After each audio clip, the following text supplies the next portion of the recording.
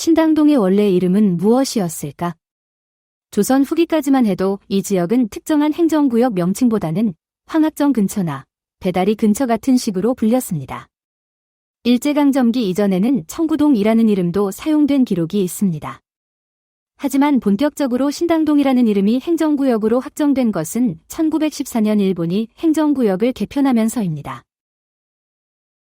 일본은 이 지역에 있던 조선 시대 사당과 신앙시설들을 바탕으로 신당, 신도이라는 이름을 붙였습니다.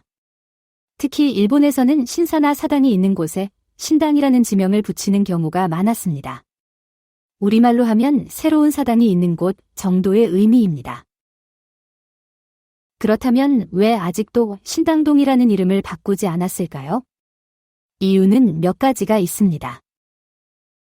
첫 번째, 일본식 지명이라는 사실을 잘 모릅니다. 대부분의 서울 시민들은 신당동이라는 이름을 그냥 동네 이름으로 인식하고 있습니다.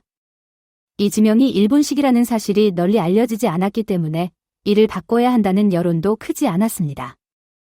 일제강점기가 끝난 지 80년 가까이 흐르면서 이제는 단순한 행정구역 명칭으로 자리 잡았습니다. 두 번째, 행정 절차가 복잡합니다.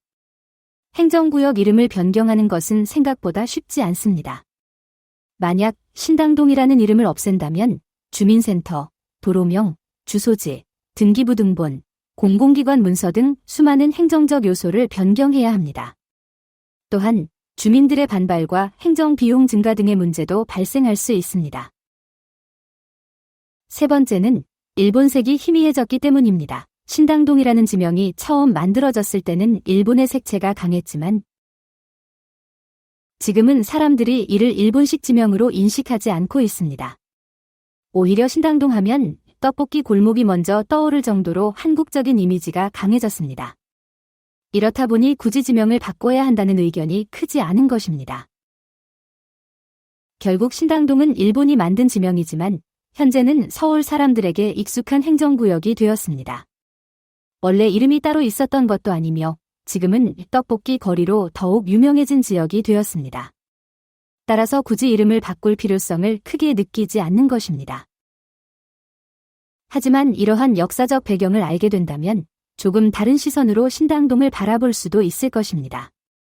신당동이라는 지명이 어떻게 만들어졌는지, 일제가 서울을 어떻게 개편했는지를 이해한다면 단순한 동네 이름이 아니라 역사적 의미를 지닌 공간으로 볼 수도 있을 것입니다.